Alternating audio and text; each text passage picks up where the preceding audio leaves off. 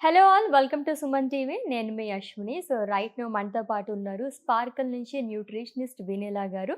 మ్యామ్‌తో మాట్లాడదాం. హలో అండి. హాయ్ అశ్విని. ఎలా ఉన్నారు? బాగున్నాను. మీరెలా ఉన్నారు? నేను కూడా చాలా బాగున్నాను. యాక్చువల్లీ మిమ్మల్ని ఎలా ఉన్నారని అడగక్కర్లేదేమో. ఎవర్ గ్రీన్ ఎప్పుడు బావుంటారు. Thank you. యెస్. చాలామంది ఫేస్ చేసే ఇష్యూస్. ఇదివరకటి రోజులైతే చిన్న పిల్లలకి కాన్‌స్టిపేషన్ అనేది ఉండేది. బట్ ఇప్పుడు ఎలా అయిపోయిందంటే లైక్ పుట్టిన పిల్లలకి పక్కన పెట్టేస్తే గనక ప్రతి ఒక్కరు కాన్‌స్టిపేషన్‌తోనే బాధపడుతున్నారు మలబద్ధకం. దాని గురించి ఏంటంటే సిరప్స్ గానీ, టాబ్లెట్స్ గానీ ఇవి యూజ్ చేసేస్తున్నారు. బాడీ అది తీసేసుకొని దానికి అడిక్ట్ అయిపోయి సిరప్స్ గానీ ఇవి యూజ్ చేస్తే గానీ నార్మల్‌గా వాళ్ళు మార్నింగ్ ఈ ప్రక్రియలన్నీ అవే పరిస్థితి లేకుండా అయిపోయింది. ఎందుకంటారు? యూజువల్‌గా మనం చిన్నప్పటి నుంచే కనుక సాలడ్స్ కనుక మనం పిల్లలకి అలవాటు చేస్తే ఫస్ట్ తింటాం. అంటే ఒక మీల్ తినే ముందు అది గనక అలవాటు చేస్తే అసలు గట్ ఇష్యూస్ కానీ, కాన్‌స్టిపేషన్ ఇష్యూస్ కానీ అసలు రావు. హ్మ్. సో, మనం చిన్నప్పటి నుంచి పెరిగిన విధానాన్ని బట్టే మన బాడీ ప్రిపేర్ అవుతూ వస్తుంది. సో, చిన్నప్పుడే కరెక్ట్ చేయని వాళ్ళు హ్మ్. కొంతమందికి గట్టి అంటే సాలడ్స్ తినకపోయినా వాళ్ళకి ఫాస్ట్ బౌల్ మూమెంట్ ఉంటుంది. ఓకే. కానీ చాలా మందికి ఫైబర్ రిచ్ ఫుడ్స్ తినకపోతే కాన్‌స్టిపేషన్ అనేది కంపల్సరీ ఉంటుంది. చిన్నప్పుడు పిల్లల్ని ఎవరు అడగం. రోజు మోషన్‌కి వెళ్ళావా? హ్మ్. నేను స్కూల్‌లో వెళ్ళాను. బద్ధకిచ్చి చాలా మంది వెళ్ళరు. అది హ్మ్. కూడా అలవాటయిపోతది. మోషన్ హార్డ్ అయిపోయి రాకపోవటము. ఓకే. 2 రోజులకొకసారి అంటే వెళ్ళే అలవాటు చేస్తే ఇంక 2 రోజులకొకసారి ప్రెషరొచ్చి రావడము. ఓకే. మెల్లమెల్లగా వెయిట్ ఇంక్రీజ్ అవ్వడము. ప్రాబ్లమ్స్ అంటే గట్ ప్రాబ్లమ్స్ రావటం వల్ల ప్రాబ్లమ్స్ ఇంక్రీజ్ అవ్వటము. బాడీలో ఇన్‌ఫ్లమేషన్ పెరగటము. హ్మ్. గ్యాస్ట్రిక్ ఇష్యూ రావడము ఇవన్నీ జరుగుతది. So, okay. చిన్నప్పుడే కరెక్ట్ చేయని వాళ్ళు అట్‌లీస్ట్ పెద్దయ్యాకైనా ఎక్కువ సాలడ్స్ తీసుకోవటము. జ్యూసెస్ అంటే రోజు ఒక జ్యూసే తాగకుండా రోజుకొక జ్యూసు చక్కగా ఒకరోజు లైట్‌గా అంటే చాలామందికి కాన్‌స్టిపేషన్ ఉండే వాళ్ళకి కొంచెం గ్యాస్ట్రిక్ ఇష్యూ కూడా ఉండే అవకాశం ఉంటది. సో, హ్మ్. స్టీమ్ చేసుకున్న కీరా అండ్ కరివేపాకు కలిపి మిక్సీ ఏసేసి చక్కగా లేవంగానే పరగడుపున ఒక పెద్ద 300 ఎంఎల్ జ్యూస్ తాగొచ్చు. ఓకే. దాంట్లోనే కావాలంటే సీడ్స్ ఏసుకోవచ్చు. ఓకే. రోజుకొక రకమైన సీడ్ గనక వేసుకున్నా మనకి బాడీకి చాలా యూజ్‌ఫుల్. ఒకరోజు కొత్తిమీర, ఒకరోజు పుదీనా, మునగాకు. హ్మ్. మునగాకు చాలా పవర్‌ఫుల్ అనమాట. దాన్ని గూడా స్టీమ్ జేసుకొని మిక్సీ యేసుకొని తీసుకోవటమే మంచిది. రాగా గూడా తీసుకోవచ్చు. రాగా తీసుకున్న గ్యాస్ట్రిక్ ఇష్యూ లేని వాళ్ళు తీసుకోవచ్చు. But okay. స్టీమ్ చేసిన ఆ కీరా, మునగాకుని బ్లెండ్ చేసేసుకొని ఏదో ఒక సీడ్స్ ఒకరోజు పంకిన్ సీడ్స్, ఒకరోజు సన్‌ఫ్లవర్ సీడ్స్, ఒకరోజు ఫ్లాక్స్ సీడ్స్, ఒకరోజు చియా సీడ్స్, హలీమ్ సీడ్స్ అలా వేసుకుంటూ చక్కగా మనం తీసుకోవటం వల్ల కూడా చాలా యూజ్‌ఫుల్ ఉంటాయి. ఓకే. ఇది ఒక వారం తీసుకున్నాక ఇంకొక వారం ఒక 2 క్యూబ్స్ పైనాపిల్, ఆకుకూర. హ్మ్. ఆకుకూర గూడా స్టీమ్ చేసుకొని, కీర ఇవి 3 బ్లెండ్ చేసుకొని తీసుకోవచ్చు. ఇంకొక రోజు గ్రీన్ యాపిల్, హ్మ్. ఇంకొక రోజు ఇవే ఆకుకూరలతో ఫ్రూట్స్ మిక్స్ చేయొచ్చు. ఓకే. గోవా, ఇంకొక రోజు కివి. ఫ్రూట్స్ ఏవైనా చాలా తక్కువ పోర్షన్ తీసుకోవాలి. 1/4 ఆఫ్ ఫ్రూట్ తీసుకోవాలి. Okay. So, guava, kiwi, green apple hmm. And pineapple. ఈ 4 ఫ్రూట్స్ అయితే మనకి బౌల్ మూవ్‌మెంట్‌కి చాలా హెల్ప్ చేస్తాయి. ఓకే. సో మీరన్నట్టుగా లైక్ ఇవైతే అందరూ కొంతమందైతే బేర్ చేయగలరు. సామాన్యులు మేము ఇవి కూడా ఏం చేయలేము. మా దగ్గర లైక్ కిచెన్‌లో ఏవైతే ఐటెమ్స్ ఉన్నాయో వాటితోనే మాకు కావాలనుకున్నప్పుడు ఏదైనా 2, 3 ఇంగ్రీడియెంట్స్‌తో అవుతుందండి? ఇవన్నీ సామాన్యులు కొనుక్కోగలిగినవే ఆకుకూరలు ఇవన్నీ. కాస్ట్‌లీ ఏంటంటే ఇందులో సీడ్స్ కాస్ట్‌లీ. హ్మ్. సో, సీడ్స్‌ని అవాయిడ్ చేసేసి ఆకుకూరల జ్యూస్‌లు కంపల్సరీగా కీరా ఎవరికైనా దొరుకుతుంది. హ్మ్. సామాన్యులకు కూడా దొరుకుతుంది. అవును. తోటకూర సామాన్యులకి దొరుకుతుంది. ఒకవేళ మునగాకు దొరక్కపోతే వదిలేసేయండి. హ్మ్. గోంగూర, పాలకూర, థైరాయిడ్ ఉండేవాళ్ళు పాలకూర అవాయిడ్ చేయండి. కొత్తిమీర, కరివేపాకు ఇవన్నీ నార్మల్ వాళ్ళకి ఎవరికైనా దొరుకుతుంది. రోజుకొకటి. పైనాపిల్ దొరకనోళ్ళు ఆ ఫ్రూట్ వదిలేయండి. గ్రీన్ ఆపిల్ దొరకనోళ్ళు ఆ ఫ్రూట్ వదిలేయండి. హ్మ్. గోవా దొరుకుతది. కివి దొరుకుతది. బ్లూబెర్రీస్ దొరుకుతాయి. దొరకని వాళ్ళు వదిలేసి ఇంకొక దానికి వెళ్ళిపోవటమే ఆల్టర్‌నేట్‌గా. ఆప్షన్స్‌కి. హ్మ్. ద సో హ్మ్. రోజుకొకటి చొప్పున తీసుకుంటే తప్పితే మన బౌల్ మూమెంట్ రాదు. ఇప్పుడు రోజు ఒకటే తీసుకున్నామంటే బాడీ అడాప్షన్‌లోకి వెళ్ళిపోయి మళ్ళీ నెక్స్ట్ రోజు రాకుండా ఉండటము అలా జరుగుతుంది. So, okay. ఎవ్రీ డే ఒక 5 డేస్ ఒక ప్యాటర్న్, మళ్ళీ 5 డేస్ మళ్ళీ రిపీట్ చేసుకోవచ్చు ప్యాటర్న్స్. ఓకే. సో, అలా చేసుకుంటూ ఉంటే కాన్‌స్టిపేషన్ తగ్గుతుంది. డ్రై ప్రూన్స్ ఒకరోజు డ్రై ప్రూన్స్ ఒక 3 దాంతో పాటు ఏదన్నా ఆకుకూరలు మిక్స్ చేసుకొని తీసుకున్నా కూడా చాలా బాగా పనిచేస్తుంది. ఓకే. అండ్ బెండకాయలో సన్నగా కట్ చేసి లేడీస్ ఫింగర్స్ని వాటర్లో నల్ల జీలకర్ర, అల్లము, బ్లాక్ రాక్ సాల్ట్ దంచి కొంచెం వేసి 1 లీటర్ వాటర్లో వేసేసి ఒక అరగంట పెట్టేసుకొని డే మొత్తము అది 1 లీటర్ కన్జ్యూమ్ చేస్తే కూడా కాన్స్టిపేషన్ బౌల్ మూమెంట్ బాగా వస్తుంది ఈ జ్యూసులతో పాటు. సో ఇవన్నీ మనం ఒక పద్ధతి ప్రకారం చేసుకోవాలి, అంత ఓపిక ఉండాలి. చిన్న పిల్లలకి ఫస్ట్ నుంచే రోజు మోషన్కి వెళ్ళారా లేదా అనేది గమనించుకుంటూ ఉంటే వాళ్ళకి ఈ కాన్స్టిపేషన్ ప్రాబ్లము పెద్ద అయ్యాక ఉండదు. ఓకే. కాన్స్టిపేషన్ ప్రాబ్లం యూజువల్గా డైట్ చేసేటప్పుడు ఎక్కువ వస్తుంది. సో డైట్ చేసేటప్పుడు గుర్తుంచుకోవాల్సింది ఏంటంటే మనం సాలడ్స్ ఎక్కువగా తీసుకోవాలి అండ్ డిటాక్స్ జ్యూసెస్ మన క్యాలరీస్లో ఇంక్లూడ్ చేసుకొని తీసుకోవటం వల్ల మనకి బౌల్ మూమెంట్ అనేది నార్మల్గా అవుతుంది.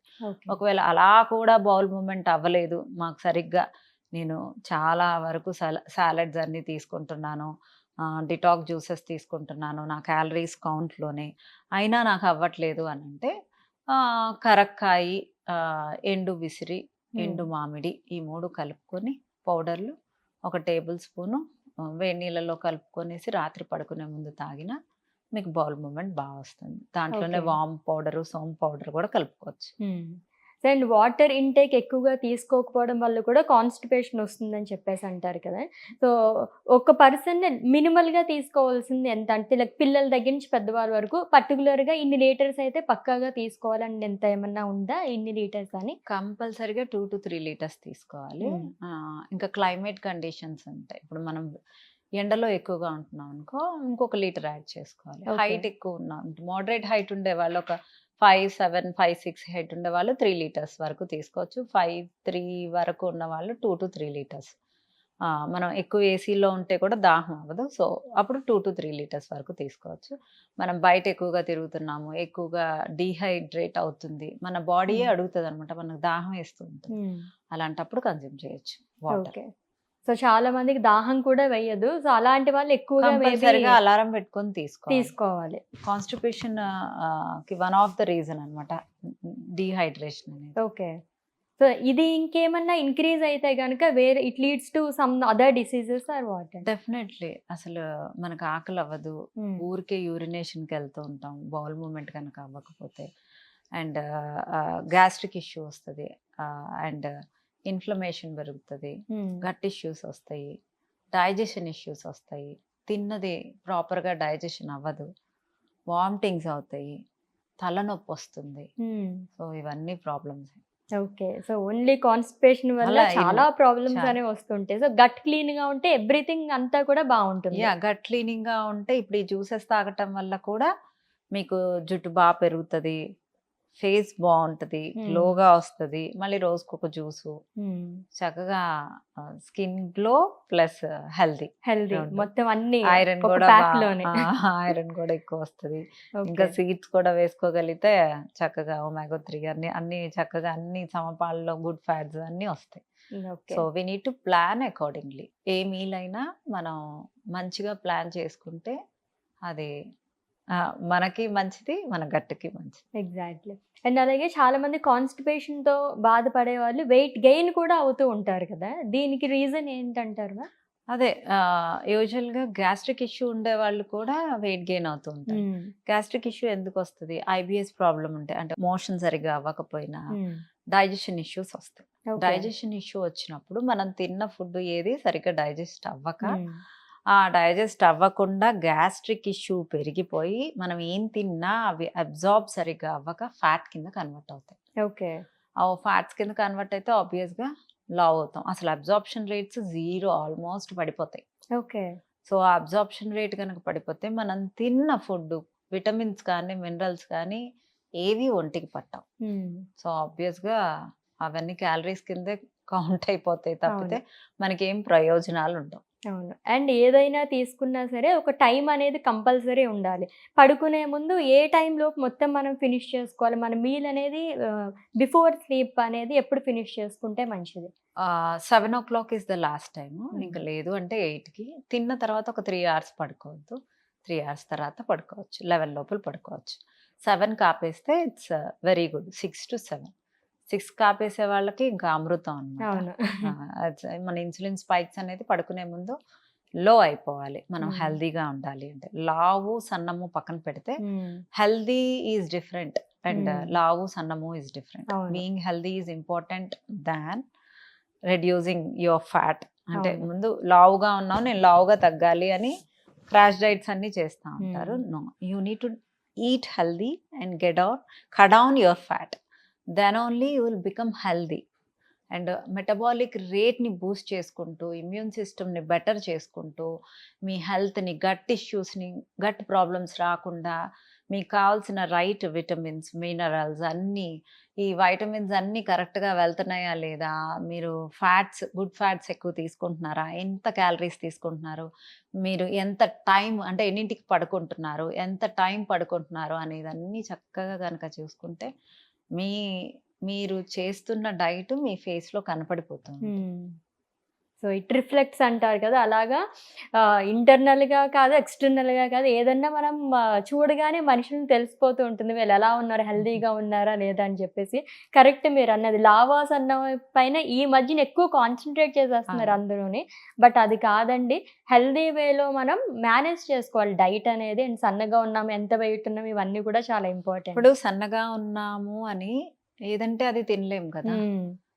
సన్నగా ఉన్నా కూడా అన్‌హెల్తీ ఫుడ్స్ రోజు తీసుకున్నాం అనుకోండి. హ్మ్. పిజ్జాలు, బర్గర్‌లు, ప్రాసెస్డ్ ఫుడ్స్, స్వీట్స్, మైదా ఇవి అంటే తినొద్దు అని అన్నాం. ఇప్పుడు హ్మ్. ఎప్పుడైనా ఒకసారి అవును. ఓకే. బట్ ఎవ్రీడే అవే తింటున్నామనుకోండి, your body get inflamed. Hmm. ఆ ఇన్‌ఫ్లమేషన్ ఎక్కువైపోతున్నప్పుడు మనకి ఎవ్రీథింగ్ ఒక్కొక్కటి స్టార్ట్ అవుద్ది. ఎక్కువ ప్రాసెస్డ్ ఫుడ్స్, ఎక్కువ బ్రెడ్స్, మైదా ఇలాంటివి తిన్నప్పుడు మనకు కాన్‌స్టిపేషన్ ఎక్కువైపోతూ ఉంటుంది. హ్మ్. అలా కాన్‌స్టిపేటెడ్‌గా ఉన్నప్పుడు అవి కొన్ని రోజులు అవాయిడ్ చేయటమే మంచిది. ఓకే. సో, మనకి కొన్ని ఫుడ్స్ తీసుకున్నప్పుడు కూడా మన బాడీ చెప్తుంది. ఇది మనకి పడలేదు ఆ! అని చెప్పేసి. సో, అటువంటప్పుడు కొంచెం ఎన్ని రోజులు మనకది తెలుస్తుంది ఆ పీరియడ్ అనేది? ఈరోజు తిన్న ఫుడ్డు హ్మ్. రేపు మీకు సరిగ్గా బౌల్ మూవ్‌మెంట్ రాలేదు, టమ్మీ పెయిన్ వచ్చింది అంటే ఆ ఫుడ్ మీకు పడనట్లు. హ్మ్. ఎన్ని రోజులు అవసరం లేదు. ఇవాళ తిన్నది రేపే తెలుస్తుంది. So, okay. ఆబ్వియస్‌గా మీకేది పడలేదు అంటానికి గురువెవరు? మీ టమ్మీ. అవును. So, find your own Guru. Okay. So, మీకేది పడుతుంది. సో, బ్రౌన్ రైస్ చాలా మందికి పడదు. నేను చాలా సార్లు చెప్పాను. హ్మ్. రెడ్ రైస్ పడతది కొంతమందికి. కొంతమందికి కినోవా పడదు. కొంతమందికి ఒకటి పడతది. సో, ఏది పడుతుందో దాన్ని చేసుకోండి. Hmm. When you are in the diet. Okay. మీకు ఫెస్టివల్స్‌లో వైట్ రైస్ తినాలనుందా అప్పుడు తినండి. హెల్తీగా డయాబెటిక్ పేషెంట్స్ కానీ, పీసీఓఎస్ పేషెంట్స్ కానీ, మా క్లయింట్స్ కానీ ఎవరైనా వాకింగ్ చేసుకుంటూ మనం హోల్ గ్రెయిన్స్ చక్కగా కిన్వా హ్మ్. తీసుకొని brown rice, red rice, black rice ఈ ఆప్షన్స్‌లోకెళ్ళిపోయి ఏది పడుతుంది అనేది ఇవాళ తింటే రేపు తెలిసిపోతుంది చక్కగా. హ్మ్. మీ బాడీ ఏది ఓకే అనుకుంటే అదే వెళ్ళండి. ఓకే. నాకు వైట్ రైసే పడుతుందా? So, choose basmati rice. Okay. So, basmati rice లో లోగ లో గ్లైసెమిక్, లో జీఐ ఉంటుంది. సో, అది తిన్నా బెటర్. ఓకే. సో, మీరు కొన్ని పౌడర్స్ కూడా చెప్పారు కదా మ్యామ్. అది మార్నింగ్ అండ్ నైట్ ఎక్కువగా ఏది ప్రిఫర్ చేస్తే బెటర్ అంటారు? ఎక్కువ కాన్‌స్టిపేషన్ ఎక్కువగా ఉంటే హ్మ్. మనం మీల్ తర్వాత ఒక 1 ½ అవర్ తర్వాత కన్జ్యూమ్ చేసేయొచ్చు. ఓకే. అది ఆఫ్టర్‌నూన్ అయినా, నైట్ అయినా 2 పూట్ల కన్జ్యూమ్ చేయొచ్చు. Done. Thank you so much ma'am. So, thank you. Constipation చాలా చిన్న ప్రాబ్లమ్ అని చెప్పనుకుంటారు. బట్ అదే మనం అనుకున్నట్టుగా అన్నిటికి మెయిన్ విలన్ అదే కాబట్టి దాని గురించి చాలా బాగా చెప్పారు. Thank you. థాంక్ యూ రా.